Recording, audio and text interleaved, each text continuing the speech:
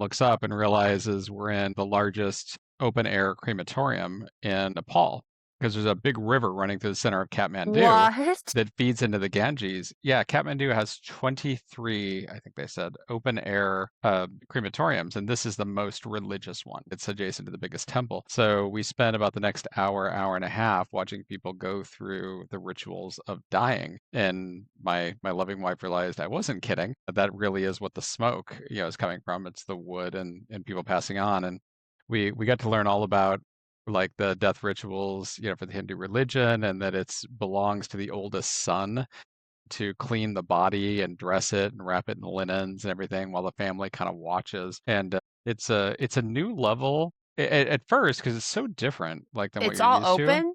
Yeah, Like you completely. Yeah, see it. like literally, it's like right along the river. They just make funeral pyres, and then kind of before the pyre, they bring the body down to the river so you can wash the feet and wash the head, Wow. and then the family kind of wraps it in linens and they carry it on a big wooden thing over, put it on the pyre and set it on fire. And it actually has to do with getting back to the original elements, right? Like the smoke becomes the air, there's water involved, there's fire involved. There's I'm sorry, the ash is the earth, right? So you're bringing all of the elements back together and going on, and they believe in reincarnation, so it's going on to a better place, and that these people, yes, they die, but there's something good coming for them. It's just so fundamentally different. Yeah, I've never seen.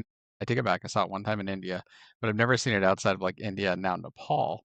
And it's jarring, but then you Wow. appreciate the coolness of it all. That people are actually getting closure in a way that we kind of don't get. I mean, that's a lot of funeral rites are about closure, but this one is bringing the family together. Anyway, but there is a way that you can do it. Unnecessary. Yes, I I have the luxury of being able to be a vegetarian, Yeah. as I realized over the course.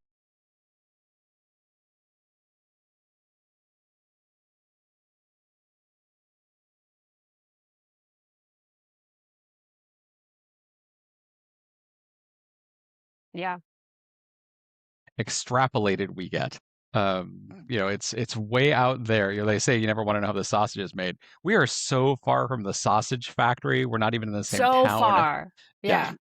Yeah. Yeah. Did you say that you had a near-death experience? No, what I meant by that was I was near to death. Yeah. When I was in Nepal. I was Yeah, near many deaths. exactly. There were Okay, but deaths not to happening right sound over there. morbid on this, but like, what did it smell like? Oh, that's a fascinating question. Is I've been near, bodies that have died before. Yeah, I was there holding my dad's hand when he died, and there's a certain smell of something recently dying. This more smelled like cedar, for lack of a better way to put it, or whatever the trees are, because there's so much wood that's involved that you don't really, even though we were on the side of the bank of the, because basically the burnings happen on one side, the cremations, and the other side you can watch. It's kind of for tourists, Wait, but also people trying to watch? accept the culture. Yeah, there's just a so if you're part of the family, you sit on the same side of the river as the body being cremated. If you're not, if you're just kind of like seeing the culture and appreciating it, you're on the other side of the river. But the other side is where all the smoke was blowing on the day we were there. So yes, the side note. Kathmandu Wow. has one of the worst smogs of any city I've ever been in, and And I've the traveled smog all is around this from world. The smog, cedar yeah, slash, yeah. yeah, exactly. Yeah, Soylent Green is people. Yeah, the smog is a lot of wood, and plus the city's kind of in a bowl of mountains surrounding it. But yes, it's also people. But yes, it very much smells like wood, which this is going to edit badly. It actually kind of smells good, which I guess is what you want going through your head when you're seeing, your loved one of 75 years pass. Wow. But nobody seemed very sad because if you're I love to there. hear that. That's Yeah, interesting. yeah, it's very different. And what color clothing do they wear? I'm not assuming black. No, there's definitely some white that comes out. Sometimes they dressed in colors because they actually get the powders. I can't remember what they're called, but part of the Hindu religion is that each powder means like a different type of offering. Mm. So sometimes it's white, sometimes it's white with powder all over it. Sometimes these people are just stopping in to say goodbye to their friend on their way to work. So they'll arrive at work 3 or 4 hours late and do this thing first thing in the morning. But it's everybody, they're On one hand, they're being somber, but no one's like even the person, the eldest son saying goodbye to like a parent. It's because they believe in reincarnation and they truly believe it at their heart. That's why they're going through these steps to make sure this person goes out into the world and is able to come back again in whatever reconstituted form. They know the person was suffering and now they're not, Mm, and they think they're going to see them again in mhm, whatever form. But it's not to the level of like a mhm. wake I where, like that. people are telling jokes. It's Mhm. more like it's a family gathering and there happens to be somebody on a funeral pyre in front of it all. Wow, I like that. So while you were on this, I was just looking up because you mentioned the Ganges River, right? Isn't that the same as the Indian Ganges River, the holy Yeah, river? yeah. So the holiest river in Hinduism is the Ganges, right? The Ganges, the And the Ganges. Ganges flows mostly through India. What I didn't realize, and it makes obvious sense, is there are tributaries in other areas. So Nepal shares most of its border, part of it with China, but most of its border it shares with India. Mhm. This river that runs through central Kathmandu eventually flows into the Ganges. So their belief is you cremate here, the ashes go into the water, that water eventually goes down to the most holy of rivers. Got it. Yeah, that's interesting. It's funny to see, well, not funny, but it's interesting to see different culture, bury the dead and the different traditions that go through, like the Hindu tradition. I don't know if I shared this, but my last name Bai is an Islamic last name in Chinese. So my very first time where I encountered a funeral was my grandfather's funeral on my dad's side, and his Islamic, and I actually didn't even know we were practicing or, we're actually serious about Islam until I saw his burial. I'm like, wait, we're actually, we're in this. And I learned a little bit more about the Muslim burial. Like, so the body had to be buried within 24 hours. There's no exception. No embalming, no cremation ever. And the body has to be washed 3 times by the same sex of a family member. And then also wrapped in this like linen material. Cloth is what's mandatory, but coffins are actually not mandatory. And then there's prayer that goes around it. Yeah, so that was my first encounter with the burial, and it's just very different than, the stuff that I've seen in movies. And I learned a lot more about my family's history as well, and that got me into all of that. But I'm really curious to hear about your father's passing, Edward. I had no idea that you Yeah, went through this. so I was in my 20s. I think I was 27. Wow, 20s. And my father has, oh, I'm going to lose count, 8 kids, 7, 8, 9. Wow. I lost count. Eight boys and a girl. I was the seventh son of this all. Yeah. The Brady Brunch. Yeah, exactly. It was a lot of boys and then my sister Patty. And he was always the patriarch of the family, but also the patriarch of like the companies that he ran and anybody they would turn to him to solve problems, to take care of whatever was happening in the world. And I am a junior.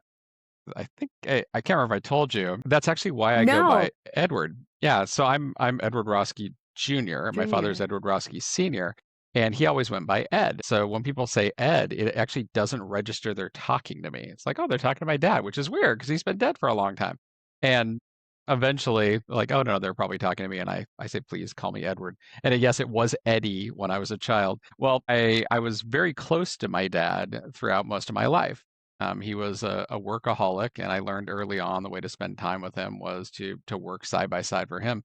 So Mm. I started my first job working for my dad at age 5. There are no child labor laws when you're working for your parents. And when he got sick, I was already CEO of Interel in my 20s because I started that early 20s, and I had to basically hand the company off to a president to run. It's like I need to go take care of my dad.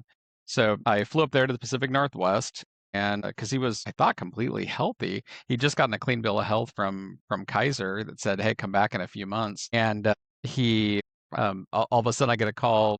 He has, colorectal cancer, and doesn't have long to live. So I dropped what I was doing, went up there to the Northwest to Kaiser Sunny-side, which, odd note, it's where I was born. That didn't hit me until just now. I was Wow. born in the hospital. My dad was diagnosed to die in. That's a circle of life thing going on right there. Wow. I Circle of life for Yeah, sure. So I went up and I was with him for multiple weeks and like, okay, he's actually able to go home. So I sat by his bedside and got to experience, we should come back to this, got to experience how everyone grieves in their own way. And some of them are not what you expect. And some people know what you're supposed to do, but then don't do it. Some people know what you're supposed to do and do it. And some people have no clue what to do and do something completely bizarre. Well, he got cleared to go home to hospice. I had to run back and check on my company, so I left his side. Actually, I had to present at a conference, so I was gone for like 3 days, and I got the phone call saying he's probably not going to make it 24 more hours, which is Wow. not what they said when he left the hospital. So like, oh, shoot.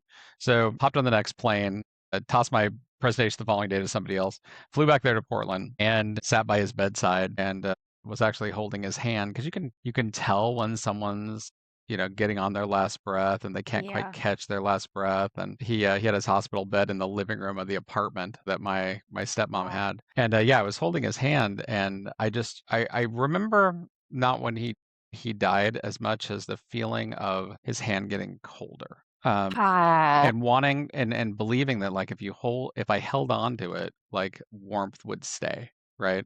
Like my hand will make his hand warmer. And when it got completely cold, wow.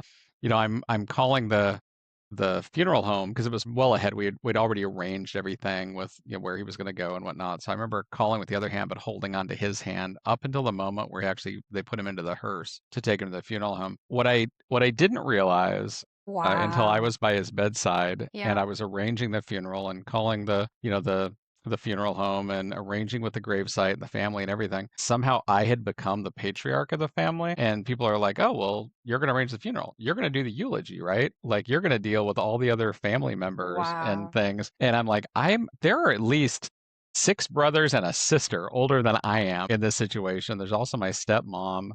My mom actually came in to help out because she was married to my dad for over a decade, but they all were turning to me. And Because you're a junior? Because you're obviously the younger because I, son. I think there was like because he had done so much fathering and being the patriarch of everyone else, I don't know that they knew what to do or how to step up into that role, but he'd kind of trained me to do it. So it's going to sound a horrible way to put this. There was kind of a leadership I void. was just about to say that, but I didn't want to be the person to Yeah. say that. But I mean, Yeah. we'll go back to your career, but like you are a leader. You're a born leader. Yeah, it was a leadership void, so I stepped into it, and there were It's so funny. times. Like leaders are born because they just naturally looked into you because you had this maybe like anchoring energy, and you're like, okay, this is what we're gonna do now. Well, and I'd started a company and I've been running it 5 years successfully at that point, which we can talk about later. Interrel, But right? At yeah, 20, you Interel, started at 22. So at this 22. point, Yeah. you're 27. Yep. And the company was doing well. I think we were several million in revenue by that point. So whereas all of them, were a combination of working for somebody else or unemployed, but had never really been most of them in any sort of leadership role. But I didn't expect that over a 6 week period, it would go from my father being kind of the one having to handle all the family dynamics to me having to handle the family dynamics. I only had to deal with them around the time of death. Arranging the funeral, working with the family where he'd be buried, and letting them Mm-hmm. have the graveside service, Yeah. and then kind of step back, from the family type role. But yeah, it was some rapid growing up. I also there were some disagreements. Everybody grieves in their own way. Yes. There were some disagreements between what I felt my dad would have wanted out of his funeral and what a certain to your point, we have religious people in our family. There was a more religious side of his family. So what I did is I said they could have the graveside service. And his grave site was picked out long before. He was actually president of the Northwest Showmen's Club, which is where all the carnival and entertainer and rodeo, circus folk, they have the whole Northwest Showmen's Club. He was president of it for a while. And when you are, they actually have a gravesite picked out for you right by SeaTac Airport. So that was covered. So what I said was, let me do what I think he would want and all of his friends would want down at for the funeral in Portland at the funeral Yeah. home. You guys can have the graveside service up there because they want to do something more traditionally Christian for that one. So at my dad's funeral, I mean, he was always a storyteller. He was always telling jokes. So like my goal is to get all of the people up here telling happy stories about my dad. I love that. Yeah, so I told a few stories. about my A dad. And celebration of life. yeah, exactly. And people are so tense. They're looking for an opportunity to release, and people release in different ways, right? Some people cry. I was like, let's laugh instead. Let's laugh so hard we cry.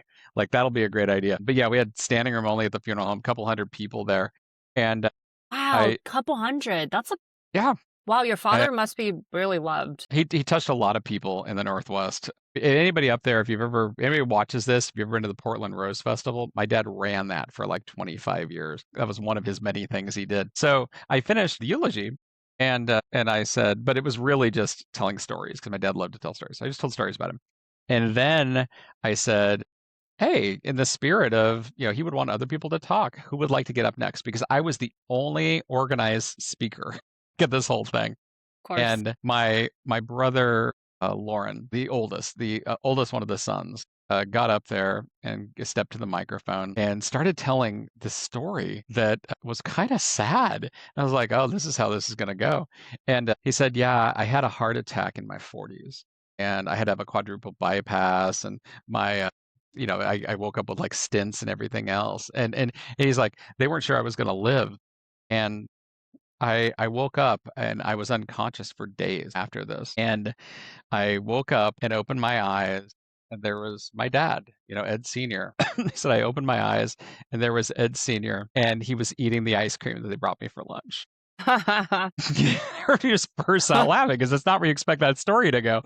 And he's like, yeah, apropos of nothing, he died at around 325 pounds. But it was nice to know he was there. And then he always got first dibs on my food. He's like, so he did care, but he also was hungry. And then it started rolling. And then people just came up and started telling funny story after funny story. Until eventually, like, the funeral director's in the back going, we're at 2 hours. Like, we got to shut this shit down. The celebration party down. I'm Yeah. curious, like, okay, if you were to plan your own funeral, and this is a question that I like to ask everybody, what would that look like? Is there any special requests? Okay, so the song that I want them to play, and this is a tearjerker, and if you've never heard it, you should. You will bawl your eyes out. Is Warren Zevon's "Keep Me in Your Heart for a While"? Does John know that? Yes, Okay. I have told my wife about this.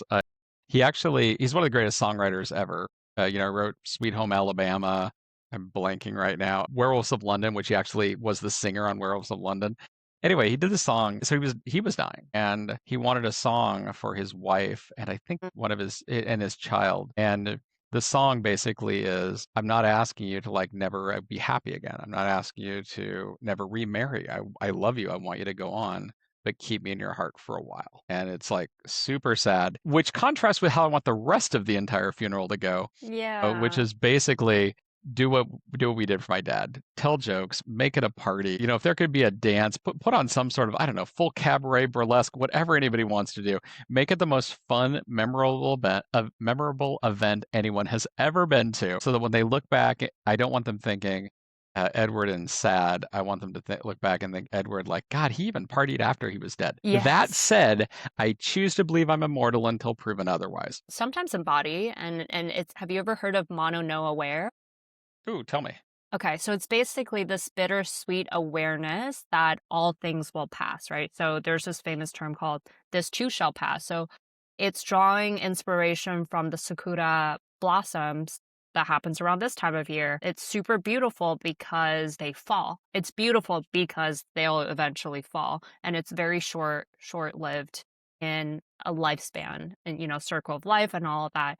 So to me, when you talk about your company, I was thinking, a company that runs forever might mean that the founder never let it grow past them. But in your eyes, right, like 25 years, I'm sure you didn't start the company and like, oh, year 25, I'm going to sell it. But there's all of this that goes into it that's unpredictable, but that's the beauty of it, of all of Yeah. that, different lives, different stages. Yeah, when I first started NRL, people would come to me and go, "What's your exit strategy?" And it struck me as a weird question Yeah, because, like, it is nobody ever weird, right? says, Build like, for the end. I know, like, you're at your wedding and people go, "Oh, it's awesome you're married now. What's your exit strategy?"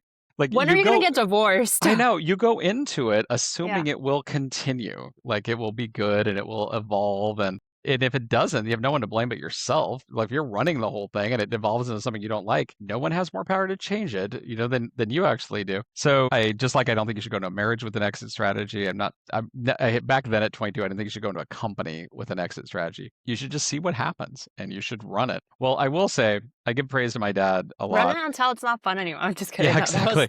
My slightly toxic.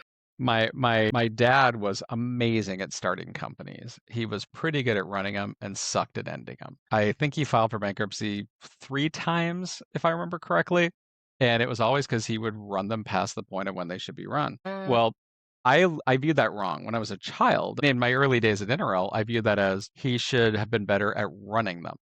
So awesome on the starting. If he was better at running them, then they wouldn't have died. Well, now I mm. realize you can run it till the point where, and you said it right, it begins to exceed you. I'm a dyed in the wool libertarian. I am a big believer in term limits. I believe that you should do something and do it fast, and then get the hell out and pass it on to somebody else. And there was a certain point. So this is really weird, but we used to take the people at Interrail once a year to somewhere in the world. We called it Interrail University, and some years we would go on a cruise. Every employee. Some Wow. years Fun. we'd go. We went down to Cabo one year. We'd go down to I think you told me about the this. off the Yeah. coast of Florida. Where we went in January of 2020 to Puerto Rico. celebrate the Roaring Twenties was Puerto Rico, and we're like, it's going to be the greatest decade ever. It's probably not going to be a pandemic. No, we didn't even think that way. So we were talking about how absolutely amazing it was going to be. I gave a speech where I said, 5 years earlier, back in 2015, I said, by the end of 2020, I won't be your CEO because I've hit the limit of my ideas and we need to change and evolve. Did you Well, feel that? Or like this is pre-acquisition talk, it is. It pre-merger was back talk? in 2015. So You I remember manifested it it. kind of. Yeah, we were on a cruise that year. So I said it on a cruise ship. It's like Wow. we've gotten to the point. So at the time I had like no other C-level leaders. It's like I need to bring up the next generation. So we had this awesome guy, Glenn Chang, as our chief operating officer. We had a CFO, we had a chief strategy officer, because I needed to bring up that next level and start passing things down to them, bringing their ideas in. We were still doing very, very well in 2020 because you want to do when you're doing very, very well. Right. And I recalled while I was there in Puerto Rico giving this speech about how this is going to be the greatest decade ever. I left the stage. Walking back, we were out in Rio Grande at the Wyndham out there. And I was walking back and said to myself, wow, I'm violating what I said in 2015. Now, don't get me wrong. When facts change, you change your opinions. Like that's what smart people do. But I was like, did something fundamentally change? Or is it that I'm still having fun? And I need to look at it differently as what is the best thing for the people at the Mm. organization. So yeah, it's funny you should say this too shall pass, or the Japanese version. My grandmother, that was her favorite phrase. Whenever anything would go wrong, she would say this too shall pass Yeah. until she passed. Mono no rare, yeah. Yeah, but yeah, she was always a big believer in whatever is bothering you, give it a little bit of time and it's going to go away. Things will evolve and change. But only if you're moving yourself, because I think a lot of times people don't give it thoughts or intention, and then this too shall pass is just like they're just laying on the couch and being a couch potato. That's different. But you do have to make sure that you're still moving along at whatever speed, but move. Yeah, Yeah, I mean, with intention, figure with out where you're. intention. My dad always said, I'm doing a lot of dad quotes. I'll give you one more before it's over. I love this. I'm like My I'm seeing like a complete different side of you today. Yeah, my dad used to say, if you ever find yourself standing in the middle of a fire, the worst thing you can do is keep standing in the middle of a fire. And what he meant by that was when there's a crisis, the worst thing Yeah. you can do is nothing. Because if there's a fire going on around you and you're just standing there, you're going to die. But rather than go like, well, should I run that way or run that way or run that way? Any direction is better than what you are doing at that exact moment. Like, so with intention, go, I'm going to try this, I'm going to try this and try this. And I haven't been phased by a crisis my entire adult life. Stuff happens and it's like, okay, cool. I like making decisions with incomplete information. Even though I can't see every side of I the see what fire, you mean. Yeah. let's go do this thing. And it'll help. And you know what? 90% of the time it helps. And 10% of the time when you What find he's yourself saying deeper is in the that, like, crisis, when you're in it, think about what you're gonna do before moving and panicking, yeah, right? yeah, Okay. exactly. Because the next move could be move And out don't of the just fire. yeah, don't just like sit down and go, I guess we're all gonna die. There's no Yeah. way out of this whole thing. It's like look and go, well, running that way is probably a good idea. And if it turns out not to be, then pivot and go do something else. But don't just stand there. Like whatever you're gonna do, don't just stand in the middle of a fire when things are going wrong. Mhm. Go change things. Go do something. And I think the same goes for grieving too. I watched something that was super cool, and maybe we'll end on this note, but someone said when you're grieving, one is now you're living the life of two. So make sure that you live it up. And then the other one was, yes, they passed, but now you have a choice. What are you going to waddle and be, completely detrimented? Give yourself that time and space, but also at the same time, what are you going to do going forward?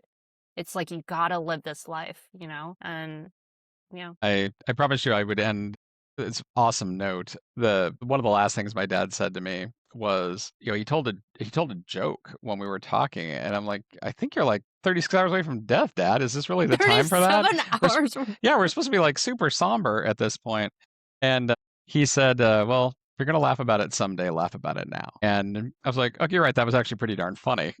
What you said. And so now whenever something it, like strikes me as like, I can't believe this is happening. When the power goes completely off and you're in the middle of an interview and you're like, oh my God, my whole day is falling apart. That's actually going to be a pretty funny story.